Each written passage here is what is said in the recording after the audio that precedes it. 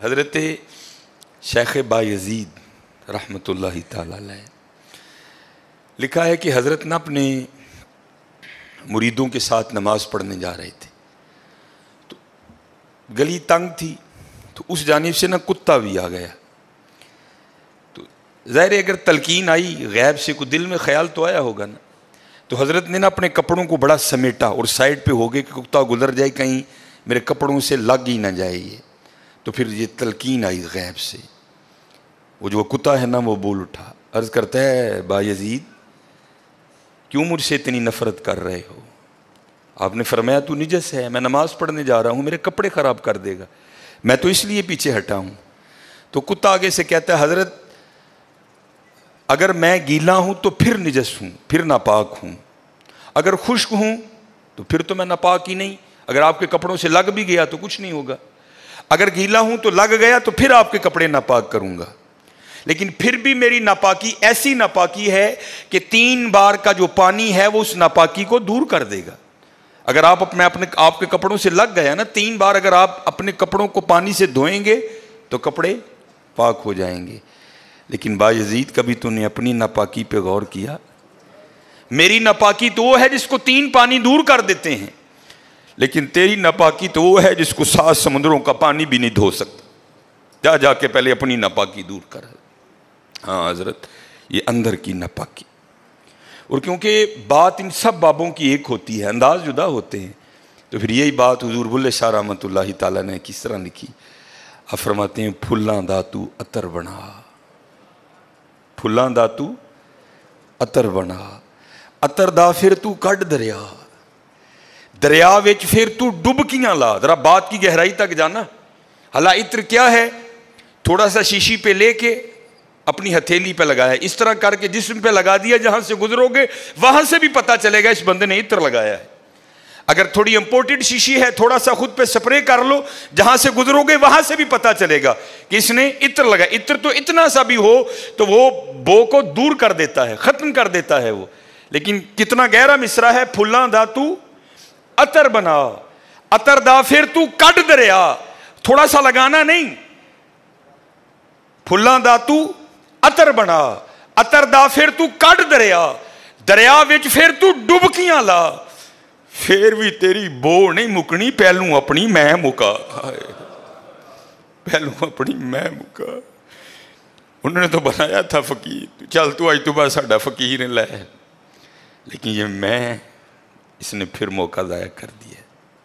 میں حضرت پھلاں دا تو عطر بنا, عطر دا پھر تو کڈ دریا, دریا وچ پھر تو ڈبکیاں لا.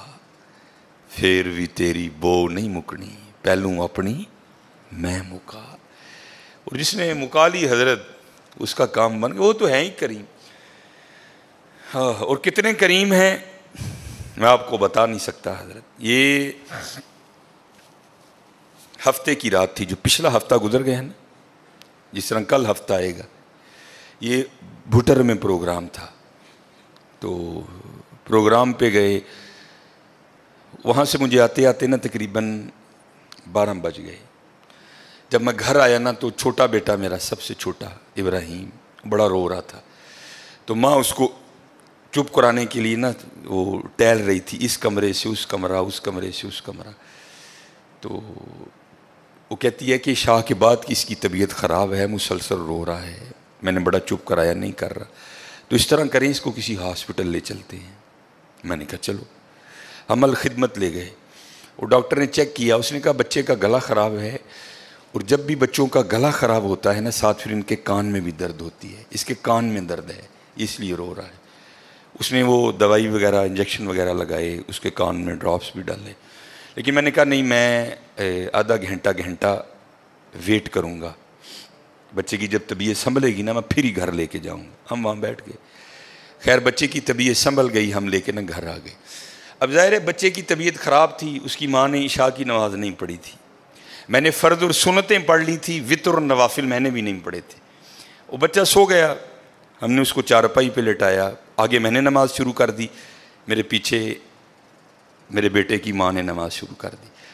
اب میری وطروں کی نا دوسری رکعت تھی, ظاہر ہے ماں بھی یہاں ہی ہوگی, وہ فرض پڑھ رہی تھی، میں وطر پڑھ رہا تھا، یا اس کی تیسری رکعت ہوگی یا اس کی بھی دوسری ہوگی یا چوتھی ہوگی. اب اس کی نا آنکھ کھل گئی، اس نے بڑی شدت سے رونا شروع کر دیا. تو ہر مسئلے کی روح سے آپ نماز توڑ سکتے ہیں، کیونکہ وہ چارپائی سے بس گرنے والا تھا. دودھ ابل رہا ہے، بی بی نماز پڑھ رہی ہے، نماز توڑ کے دودھ بچائے. کوئی کنویں میں گر رہا ہے، نماز توڑ کے اس کو بچاؤ. پہلے توڑ سکتے تھے، لیکن میں نے کہا نہیں، میں نہیں توڑنی. کوئی بات تھا نا حضرت، محبت تو تھی اولاد کی لیکن دل تھوڑا سخت. لیکن ادھر کیا تھا؟ ادھر ماں تھی حضرت. اس نے کیا کیا؟ اس نے نماز توڑ کے نا بچے کو جا کے چارپائی سے اٹھا کے سینے سے لگا لیا. اب میں نے وطروں کی تیسری رکعت پڑھی تو میں مصلی پہ بیٹھ کے نا میں رو پڑا. ہائے، نبی علیہ السلام نے کیا فرمایا کہ اللہ جل شانہ بندے سے 70 ماؤں سے بڑھ کے پیار کرتا ہے.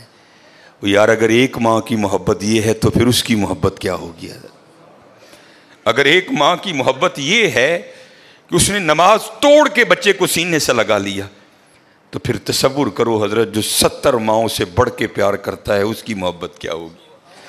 لیکن بات پھر وہی ہے حضرت، ہم تو مائل با کرم ہیں، لیکن کیا ہم تو مائل با کرم ہیں، لیکن آگے سے کیا؟ جب یہ وہ بچہ تھا نا، میں نہیں تھی حضرت اس میں. وہ تو پوری شدت سے رو رہا تھا، مجھے بٹھاؤ، مجھے اٹھاؤ، مجھے بچاؤ، مجھے بچاؤ. شدت تھی نا حضرت، اس شدت نے ماں کو مجبور کر دیا کہ اس نے نماز توڑ کے بچے کو اٹھایا. یہاں بھی جب شدت آتی ہے نا حضرت، تو پھر دریائے رحمت ایسا جوش میں آتا ہے کہ بگڑی بن جاتی ہے حضرت. لیکن پھر کیا ہے؟ ہم تو مائل با کرم ہیں، کوئی سائل ہی نہیں.